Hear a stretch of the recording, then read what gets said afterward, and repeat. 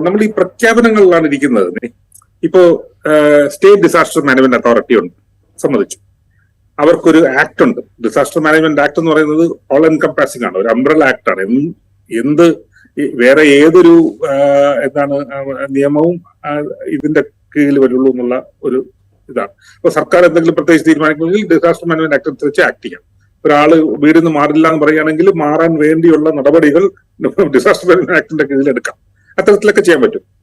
പക്ഷേ ഇപ്പൊ അതിനെ നമ്മൾ സ്റ്റേറ്റ് ഒരു പുതിയ രൂപത്തിൽ അതിനെ ഒരു മിഷൻ ആക്കിയിട്ടുണ്ട്. എന്താണ്? Kerala state climate adaptation mission. Adaptation mission എന്താ ചെയ്യേണ്ടത്? താങ്കൾ ഇപ്പൊ പറഞ്ഞ കാര്യങ്ങളൊക്കെ തന്നെയാണ് ചെയ്യുന്നത്. അതിന്റെ കീഴിൽ ഒരു റെസിലിയൻസ് ഓഫീസർ ഉണ്ട്. സ്റ്റേറ്റ് ഡിസാസ്റ്റർ മാനേജ്മെന്റ് ഏജൻസിയുടെ ആള് തന്നെയാണ് ഇപ്പൊ റെസിലിയൻസ് ഓഫീസർ. അദ്ദേഹം എന്താ ചെയ്യേണ്ടത്? അദ്ദേഹത്തിന് കുറച്ച് റോൾസ് ആൻഡ് ഫങ്ഷൻസ് ഉണ്ടാവും. പക്ഷേ ഞാൻ പറയുന്നത്, അപ്പൊ അതേസമയം ഇപ്പൊ അവരുടെ വെബ്സൈറ്റിൽ പോയി നോക്കിക്കഴിഞ്ഞാലോ, അത് ജംഷഡിനൊക്കെ എന്നെക്കാളും നന്നായിട്ട് അത് പറയാൻ കഴിയും, കാരണം ഡെയിലി ബേസിസിൽ നോക്കുന്നവരാണ്. ഞാൻ അങ്ങനെ അല്ല എന്നുള്ളതാണ്. പക്ഷെ നമ്മൾ നോക്കിക്കഴിഞ്ഞാലോ ഫ്ലഡ് മാപ്സ് ഉണ്ടാവാം, റിസ്ക് ഫ്ലഡ് നമ്മുടെ ലാൻഡ് സ്ലൈഡ് മാപ്സ് ഉണ്ടാവാം, എവിടെയൊക്കെ ലാൻഡ് സ്ലൈഡിന്റെ പ്രോൺസ് ഏരിയാസ് ഉണ്ടാവാം. ഈ മാപ്പുകളെല്ലാം ഉണ്ടാവും. എന്റെ ചോദ്യം ഒന്നേ ഉള്ളൂ, താങ്കൾ ചോദിച്ച ചോദ്യമായിട്ട് റിഫ്ലക്ട് ചെയ്തുകൊണ്ടാണ് ഞാൻ,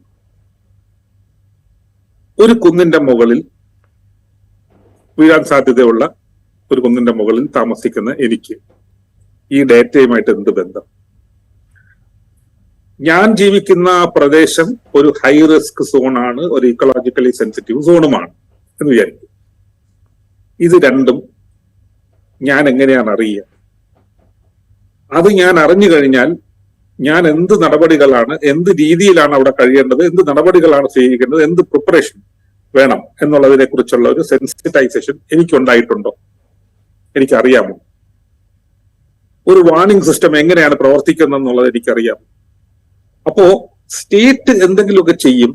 ഏറ്റവും താഴെയുള്ള ജനത്തിന് ഇതുമായിട്ട് ഉള്ള ഒരു റിലേഷൻഷിപ്പ് എന്ന് പറയുന്നത്, ഒരു ബന്ധമുണ്ടാക്കല്, ഒരു അവയർനെസ് എന്ന് നിങ്ങൾക്ക് പറയാം, ഒരു ഏർലി വാർണിംഗ് സിസ്റ്റം എന്ന് ഞാൻ വിളിക്കും, ഉണ്ടായിട്ടില്ല എന്നുള്ളതാണ്. രണ്ട്, ഒരു പ്രദേശം, അത് പഞ്ചായത്ത് ആയിക്കോട്ടെ, ബ്ലോക്ക് ആയിക്കോട്ടെ, ഏത് ലോക്കൽ സെൽഫ് ഗവൺമെന്റ് എടുത്താലും, അല്ലെങ്കിൽ ഡിസ്ട്രിക്ട് അഡ്മിനിസ്ട്രേഷൻസ് എടുത്താലും, സ്റ്റേറ്റ് തന്നെ എടുത്താലും, കേരളം ഒരു ഇക്കോളജിക്കലി സെൻസിറ്റീവ് സോൺ ആണെന്ന് മാധവ് ഗാഡ്ഗിൽ പറഞ്ഞതുകൊണ്ട് നമ്മൾ അത് എതിർക്കാം, സമ്മതിച്ചു. പക്ഷെ സ്റ്റേറ്റ് ഒരു ഇക്കോളജിക്കൽ സെൻസിറ്റീവ് സോൺ ആണെന്നുള്ള അറിവും ബോധവും നമുക്കുണ്ടാവണ്ടേ? ഒരു റിപ്പോർട്ടിൽ വന്നു, അതിന് കുറെ സ്റ്റിപ്പുലേഷൻസ് വന്നു, നമുക്ക് അത് ഇഷ്ടപ്പെട്ടിട്ടില്ല, അതുകൊണ്ട് നമ്മൾ തള്ളിക്കളഞ്ഞു. അസംബ്ലി ആണല്ലോ തള്ളിക്കളയുന്നത്.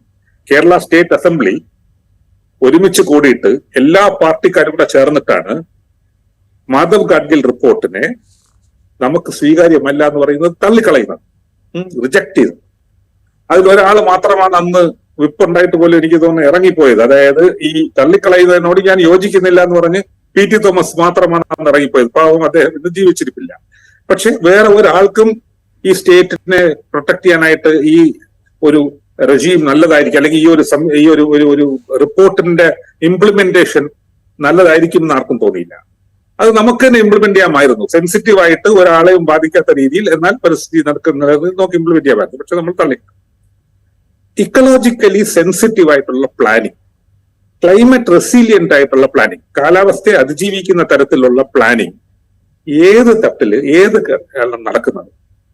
നമുക്ക് ഏജൻസീസ് ഉണ്ട്, environment and climate change department ഉണ്ട്, റവന്യൂ ഡിപ്പാർട്ട്മെന്റ് ഉണ്ട്, പലതരം ഇംപ്ലിമെന്റിംഗ് ഏജൻസീസ് ഉണ്ട്. പക്ഷെ എവിടെയാണ് ചോദിച്ചു കഴിഞ്ഞാൽ പറയും കാർബൺ ന്യൂട്രൽ ചെയ്തില്ലേ? കാർബൺ ന്യൂട്രൽ എന്ന് പറയുന്നത് നെറ്റ് സീറോ ആക്കാനായിട്ടുള്ള ഒരു നാഷണൽ ഗോളിന്റെ അല്ലെങ്കിൽ ഗ്ലോബൽ ഗോളിന്റെ ഭാഗമായിട്ട് ഇവിടെ വരുന്ന ഒരു ഗോളാണ്. ശരിയാണ്, ആ കാർബൺ നമ്മൾ ന്യൂട്രലൈസ് ചെയ്ത് കഴിഞ്ഞാൽ ഇത്തരത്തിലുള്ള ഇമ്പാക്ടുകൾ ഗ്ലോബലി ഒരു 10-100 വർഷം കൊണ്ട് നമുക്ക് കുറയ്ക്കാൻ കഴിയുമെന്നാണെങ്കിൽ പറയാം. പക്ഷെ ഇമ്മീഡിയറ്റ് ആയിട്ട് ഉണ്ടാവുന്ന ഇമ്പാക്റ്റിനെ ആൾക്കാരെ റെസിലിയന്റ് ആക്കുന്ന പ്രോസസ് എവിടെയാണ്? അത് മനുഷ്യനെ മാത്രം റെസിലിയന്റ് ആക്കിയാൽ പോരാ, നമ്മളുടെ മണ്ണിനെയും നമ്മളുടെ ഇക്കോസിസ്റ്റംസിനെയും റെസിലിയന്റ് ആക്കും. അപ്പോൾ അത്തരത്തിലൊരു ഇക്കോ റെസ്റ്റോറേറ്റീവ് ആയിട്ടുള്ള ഒരു പ്രോസസ്സ് എവിടെയാണുള്ളത്? കേരളത്തിന് ഒരിടത്തും ഇല്ല. അപ്പൊ ഞാൻ പറഞ്ഞു വരുന്നത്, ഇക്കോളജിക്കലി സെൻസിറ്റീവ് ആയിട്ടോ അല്ലെങ്കിൽ ക്ലൈമറ്റ് റെസിലിയന്റ് ആയിട്ടുള്ള ഒരു പ്ലാനിങ് ഇല്ല. ഏർലി വാർണിംഗ് സിസ്റ്റംസ്, അതിനുള്ള എൻഹാൻസ്ഡ് മോണിറ്ററിംഗ് വേണം. ഇപ്പൊ നേരത്തെ ജംഷഡ് പറഞ്ഞതുപോലത്തെ കുറെ പ്രോസസ്സുകൾ വേണം. അതിനുള്ളൊരു പബ്ലിക് അവയർനെസ് കൊടുക്കണം, എന്നാൽ മാത്രമേ അത് ഫങ്ഷൻ ചെയ്യുള്ളൂ. അത് ഇല്ല. ലാൻഡ് യൂസ് പോളിസി എന്ന് പറയുന്നത് കേരളത്തിന് അനിവാര്യമായ കാര്യമാണ്. എത്രയോ വർഷം, അതായത് 2010 9, 10, 11 സമയത്താണ് കേരളത്തിലെ ലാൻഡ് യൂസ് പോളിസി ഉണ്ടാക്കാനായിട്ട് ഒരു കമ്മിറ്റിയെ വെച്ചു. ആ കമ്മിറ്റിയുമായിട്ട് നമ്മളൊക്കെ സഹകരിച്ച് പ്രവർത്തിച്ചിരുന്നു. ഒരു ഡോക്യുമെന്റ് ഉണ്ടായി. പക്ഷെ സർക്കാരിന്റെ കയ്യിൽ പോയപ്പോഴത്തേക്കും സർക്കാരിന് മുട്ടടി. ആ ലാൻഡ് യൂസ് പോളിസി ഇന്നും എവിടെയോ കിടന്ന് ഡ്രാഫ്റ്റ് ആയിട്ട് കിടന്ന് ദ്രവിക്കുന്നു. You get my point. അപ്പോ ഈ മാധവ് ഗാഡ്ഗിൽ റിപ്പോർട്ട് പോട്ടെ, പോസ്റ്റ് ഡിസാസ്റ്റർ നീഡ്സ് അസസ്മെന്റ് റിപ്പോർട്ടിൽ എഴുതി വെച്ചിട്ടുണ്ട് മാധവ് ഗാഡ്ഗിൽ റിപ്പോർട്ട് എടുത്ത് നടപ്പാക്കണം, കേരളത്തിന് ഒരു ലാൻഡ് യൂസ് പോളിസി ആവശ്യമാണ്.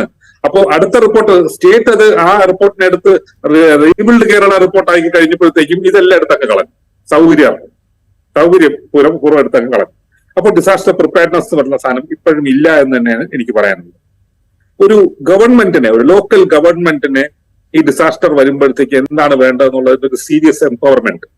അത് ഒരു സ്കിൽ എംപവർമെന്റ് മാത്രമല്ല, ഫിസിക്കൽ റിസോഴ്സസിന്റെ എംപവർമെന്റ് വേണം. എന്തൊക്കെ എക്യുപ്മെന്റ്സ് എവിടെയൊക്കെ എടുത്ത് എങ്ങനെ രീതിയിൽ ഉപയോഗിക്കണം, അതിനുള്ള ട്രെയിൻഡ് ആൾക്കാർ ചെയ്തു എന്നാണ് പറയുന്നത്. പക്ഷെ ഇപ്പൊ ഡിസാസ്റ്റർ റെസ്പോൺസ് കാണുന്നുണ്ട് ചിലതൊക്കെ ചെയ്യുന്നുണ്ട്. പക്ഷെ ഡിസാസ്റ്റർ ഒഴിവാക്കാൻ പറ്റുന്ന തരത്തിൽ, അല്ലെങ്കിൽ ഇങ്ങനെ ഒരു മരണങ്ങൾ ഒഴിവാക്കാൻ പറ്റുന്ന തരത്തിലുള്ളത് ഇല്ല എന്നുള്ളത്. പിന്നെ ഏറ്റവും വലിയ ഇമ്പോർട്ടന്റ്, ജംഷീദ് ഞാനുമായിട്ട് യോജിക്കും എന്നുള്ളത് എനിക്ക് 100% ഉറപ്പുള്ള ഒരു കാര്യമാണ്. റിസർച്ച് എന്ന് പറയുന്നത് ഡേറ്റ ആവശ്യമാണ്. എല്ലാ പ്രദേശത്തെ കുറിച്ചുള്ള ഡേറ്റ ആവശ്യമാണ്. കഴിയുമെങ്കിൽ ഓട്ടോമാറ്റിക് വെതർ സ്റ്റേഷൻസ് വെച്ചിട്ടൊരു ഫീഡ്ബാക്ക്. കാരണം ഇവർ ചെയ്യുന്ന പ്രവർത്തനം, അത് ഞാൻ ഹ്യൂംസിന്റെ പ്രവർത്തനവും ഡോക്ടർ അഭിലാഷിന്റെ Cochin university of science and ടെക്നോളജിയിൽ ഡോക്ടർ അഭിലാഷ് ആ മെറ്റ്ലാബിൽ നടത്തുന്ന പ്രവർത്തനമൊക്കെ ഞങ്ങൾ നേരിട്ട് അനുഭവിക്കുന്നതാണ്. കാരണം അങ്ങനെ ഒരു പ്രവർത്തനത്തിലൂടെ കർഷകർക്ക് ഒരു നൗകാസ്റ്റിംഗ് മോഡൽ ബിൽഡ് ചെയ്ത് തിരുനെല്ലി അഗ്രി പ്രൊഡ്യൂസർ കമ്പനിയിൽ നമ്മൾ അത് ഇംപ്ലിമെന്റ് ചെയ്തുകൊണ്ടിരിക്കുന്ന ഒരാളെന്ന നിലയ്ക്ക് ഞാൻ പറയുകയാണ്, വളരെ ക്രിട്ടിക്കലാണ് ഈ ഡേറ്റ. പക്ഷെ നമുക്ക് ഇവർക്ക് ഫീഡ്ബാക്ക് കൊടുക്കാനുള്ള ഡേറ്റ ആവശ്യം. കാരണം എത്ര പെയ്തു എന്നുള്ളതിന്റെ അസസ്മെന്റ് വേണം. അപ്പോ ഓട്ടോമാറ്റിക് വെതർ സ്റ്റേഷൻസ് കഴിയുന്നുണ്ടെങ്കിൽ നമ്മൾ, അല്ലെങ്കിൽ അത്തരത്തിലെ വെതർ സ്റ്റേഷൻസ് ചെറുതോ വലുതോ ഒക്കെ ആയിട്ടുള്ളത് നമ്മൾ മുഴുവനായിട്ട് നടപ്പാക്കും. പക്ഷേ അങ്ങനെ നടപ്പാക്കി ഒരു റെസീലിയൻസ് എന്ന് പറയുന്നത് ഇത്തരത്തിലും ബിൽഡ് ചെയ്യാൻ നമുക്ക് കഴിഞ്ഞില്ലെങ്കിൽ നമ്മൾ വെറുതെ പ്രസ്താവനകൾ ഇറക്കി ബാനർ അടിച്ച് ഈ ഇൻകിലാബ് വിളിച്ച് അവസാനിക്കുകയാണ്.